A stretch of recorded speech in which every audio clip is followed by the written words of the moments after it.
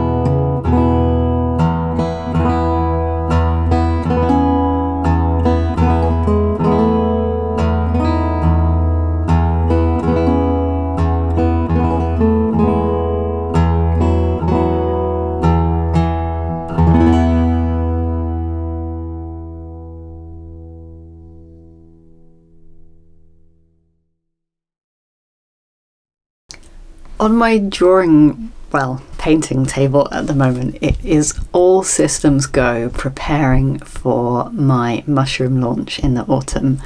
I mentioned in the last episode that I've got some new knitting patterns coming. I've got socks and a hat inspired by my fairy ring cardigan design from last year, and I really wanted to not only express my love and delight in mushrooms through knitting, but through painting as well. So I've been furiously working away on some new illustrations, which I'm intending to turn into well, stationery products. It's not yet fully decided what they're going to be. I'm hoping that there will be stickers and washi tape.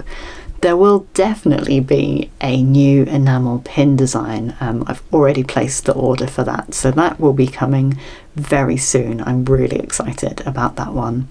And then the rest will depend on how time goes, because if you remember my fairy ring knitting pattern, I did a beautiful hand painted front cover and back cover for the booklet, so I really want to do that for the new knitting patterns that are coming. That's the next job, but the first job is getting the stickers and washi tape designs off to be printed, so that's what I'm working on at the moment. I'm currently painting some fly agaric mushrooms for stickers, and I'm using, as always, my favourite gouache paints. These have become one of my staple art supplies in my studio.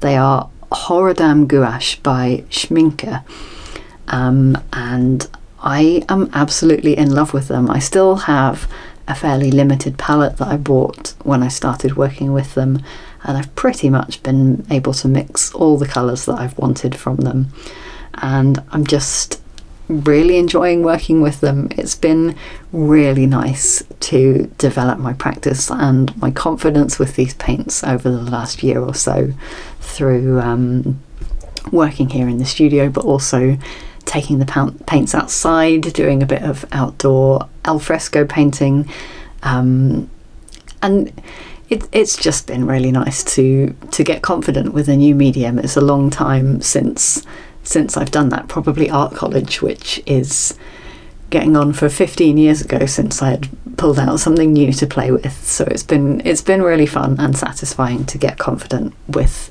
working in a new way, and I'm really pleased with how these mushrooms are looking. They're so cute, and all I need to do now is add the iconic white spots to them, and these will be finished and ready to go off to production.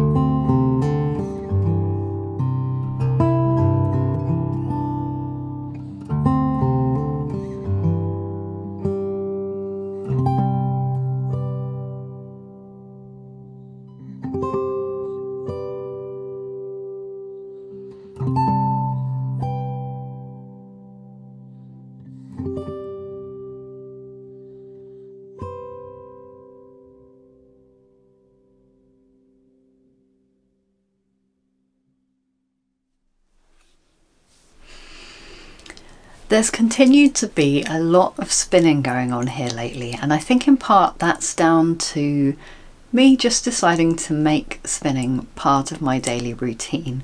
I try to do just 20 minutes or so, and like anything, once I get started with it, I tend to want to keep doing it. The other thing that helps spinning be so accessible for me is the fact that I use a espinner. I have the HansenCrafts mini espinner. It's usually just sitting on the corner of my desk, so if I get a break or I'm on a Zoom call, I can just pick up some fibre, do a bit of spinning, and somehow yarn just seems to magically create itself. So since I last talked about spinning, I have plied the singles from Hilltop Cloud, which I was spinning at that time. I purchased this fibre at Wonderwool back in April. It's a blend of Blueface Leicester and Camel, and I spun it into a traditional 3-ply. I've no idea what weight the yarn is or how much I have. That's not really the level of spinning that I'm at. I'm just pleased to have made a fairly consistent, nice looking yarn, and I'm going to wind it into a skein and wash it and enjoy seeing how it really came out. I've also spun a new bobbin of singles. This is Devonia from John Arbon Textiles. I only had about 60 grams or so of this, so probably I will wind it into a plying bracelet and turn it into a 2-ply, just because I spun it all onto one bobbin. My chain plying skills are very limited at this point, and I can't make it as consistent as I would like. So probably a 2-ply from a plying bracelet is where this is headed. And on my e-spinner at the moment, I have another bobbin of John Arbon Textiles Devonia, which I am spinning from the fold this time. So this one I drafted as just straightforward worsted short forward draft. Is that the thing? I'm such a new spinner. I don't really know what I'm talking about. I think short forward draft is the word I'm looking for. And I'm spinning the other Devonia from the fold. It will be interesting to contrast how the two look in the finished skein from exactly the same based fibre. When I've done different drafting techniques before, they've always been on different fibres, so I haven't really been able to appreciate the difference. So it'll be nice to compare the two and figure out what is my favourite, because these are the last of the green yarns that I'm going to spin for my blanket before I start spinning my sweater spin, which I talked about in a recent episode where I did a deep dive into spinning. So yes, lots and lots of spinning happening here. I'm still really enjoying the process, and really excited to get my first sweater spin on the go. I'm like, in my head, I'm knitting that sweater this winter, but I think more realistically, I'm probably knitting it next spring, summer, for the winter after, in terms of how long it's going to take me to spin 500, 600 grams. I've only spun 100 grams or less up to this point. So I'm going to be in that project for the long haul, I think.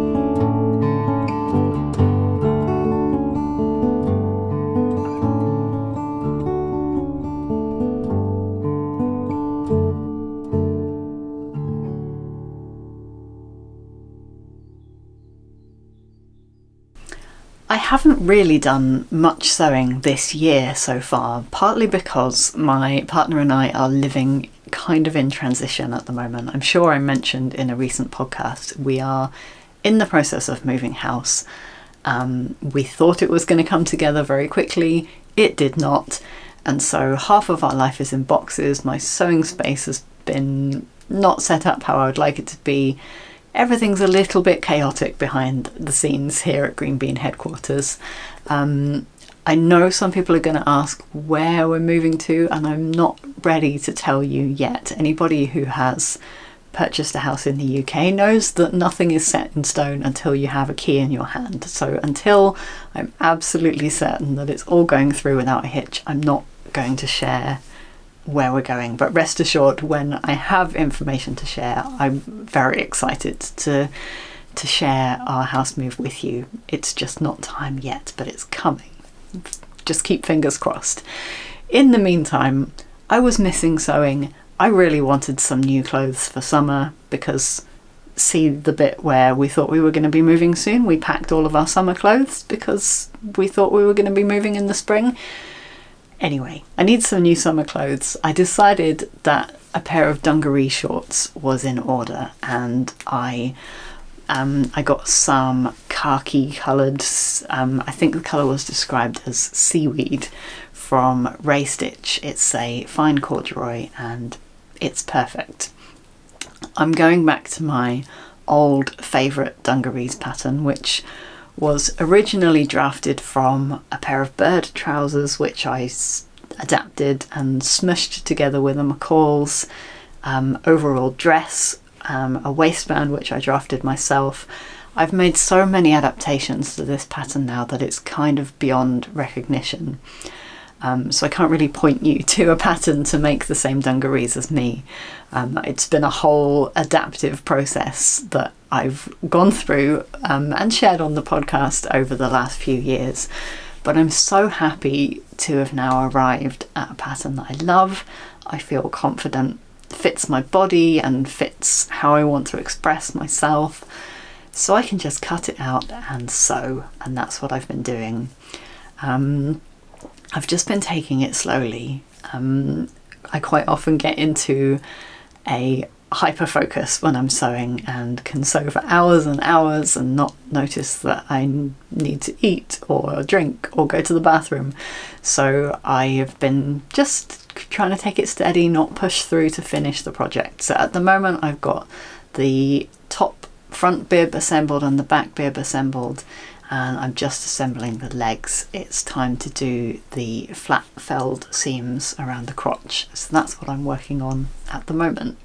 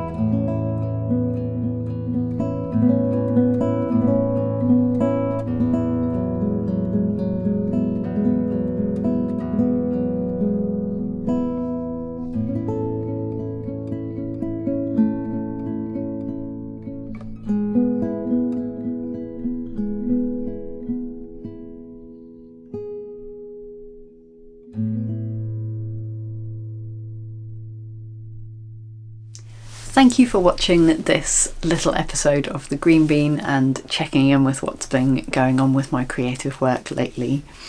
As always, this podcast is made possible by my lovely and generous community over on Patreon.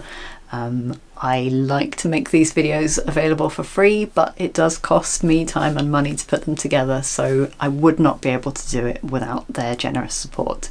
So huge thanks if you're someone who supports me over there. And if that's something you're able to contribute to and would like to, I offer benefits including early access to videos without adverts, an extra video every month just for patrons, which gets a bit more chatty, and I talk about book recommendations, what I'm watching, reading, that kind of thing, as well as discounts in my shop. So if that sounds up your street and you're able to, then please consider supporting this project if you enjoy it. If you're not able to, or Patreon isn't your thing, you can always just recommend the podcast to somebody who you think would enjoy it. That's always really helpful in spreading the word and supporting my creative work. That's all for now. Thank you so much for being here, and I will see you soon. Bye.